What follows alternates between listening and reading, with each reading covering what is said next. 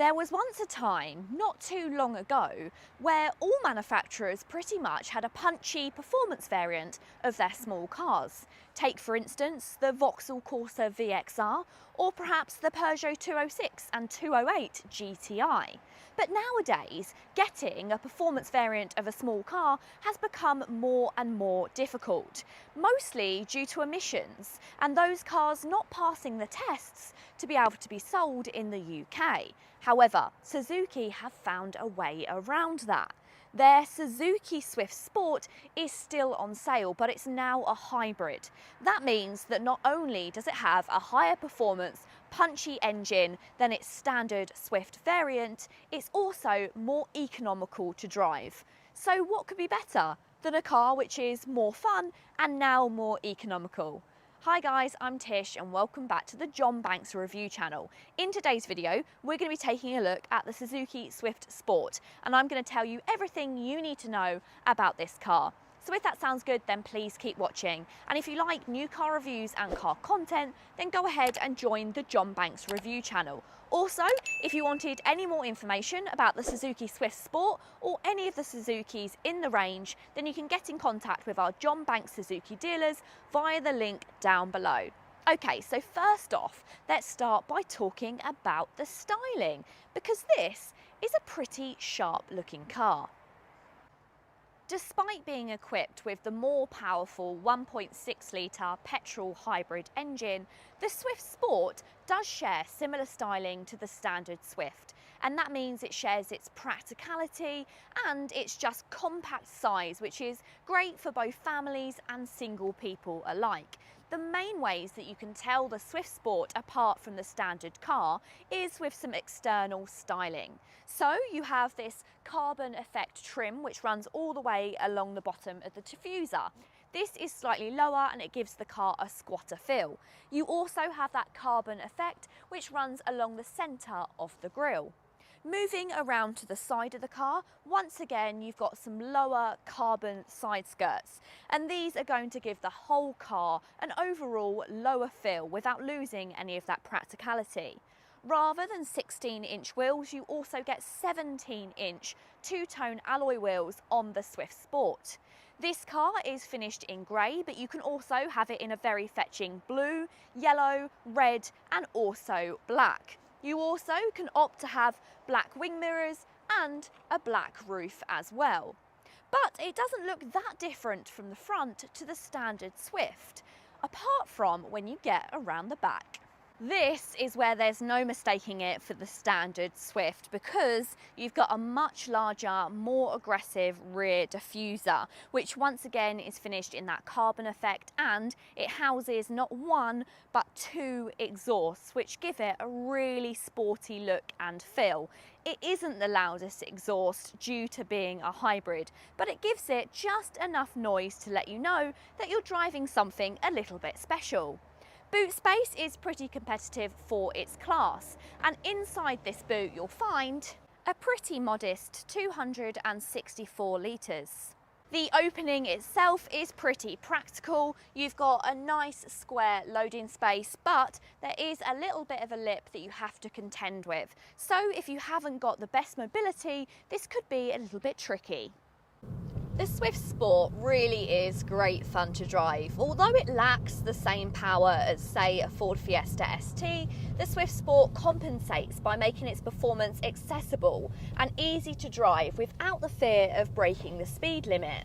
The engine has 129 brake horsepower and 235 pound-feet of torque, which Suzuki claims can reach a top speed of 130 miles per hour and a reported 0 to 62 time of 9.1 seconds. However, many people believe that its actual speed feels and performs faster, and with careful gear shifting, the 0 to 62 time can actually be improved by around a second. Despite its softer suspension than the Fiesta ST and the Hyundai i20N, the Swift Sport's lightweight design means its body is not hard to control.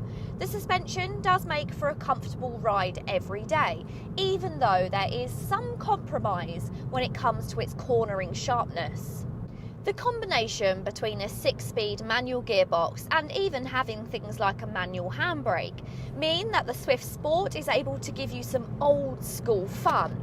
Despite now having a more economical hybrid engine, it's still punchy enough, and it more encourages you to push it harder, meaning you may have to work it a little harder than you would a more powerful engine, but it's definitely no less fun.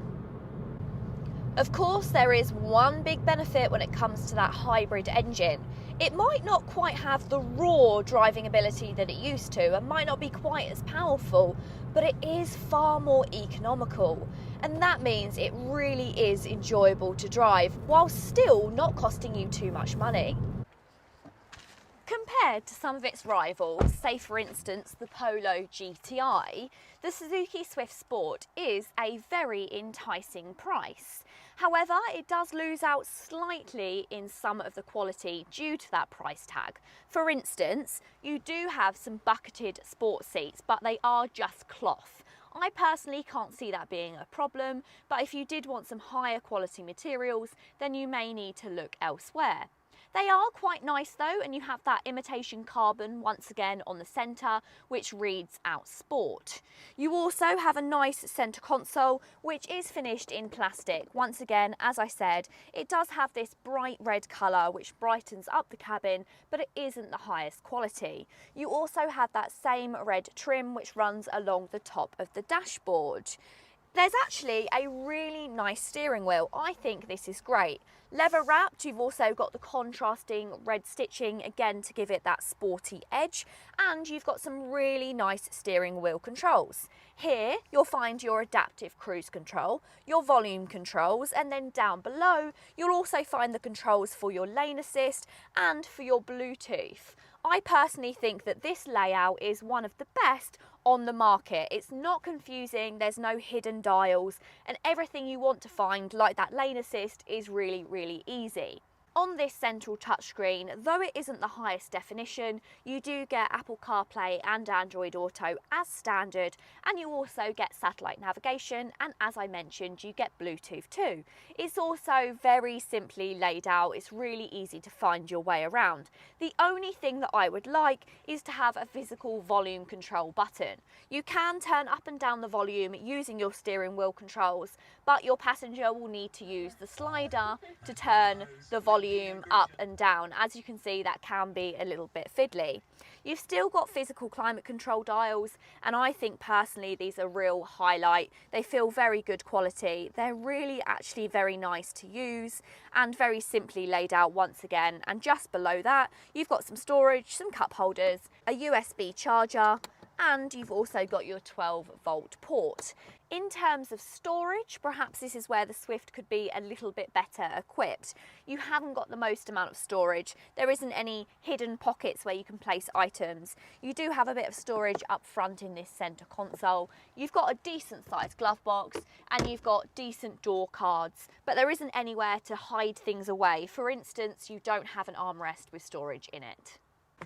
Suzuki have been able to continue offering affordable cars via their no-frills approach, and that's the same story in the Swift Sport. It's practical enough. There's 3 seats. I've also got a decent amount of headroom and an okay amount of legroom for a person who's 5'5". And actually the transmission tunnel isn't too high either. So sitting people in the back, 3 side by side, actually will be doable, although probably not for long journeys. But you won't find any above and beyond equipment. So I haven't got any USB-C charging, I haven't got a centre armrest, and there is a very limited amount of storage in the doors for a water bottle. But I think for this class of car, it's more than acceptable. If you are looking for a car which is the perfect blend of all the recent hybrid and safety technologies come together with old school driving enjoyment, then it doesn't get much better than the Suzuki Swift Sport Hybrid. There has been rumours that there is a new Swift coming, but unfortunately I and all the people that are working at Suzuki don't have any inside knowledge. But could we see the loss of the Swift Sport finally for the UK? I really hope not, but if you did want to get your hands on a Swift Sport, then I say do that sooner rather than later. If you wanted any more information on the Swift Sport, then you can do that by clicking the link down below and getting in contact with one of our sales associates. I really hope you've enjoyed the video, guys, and until next time, see you later.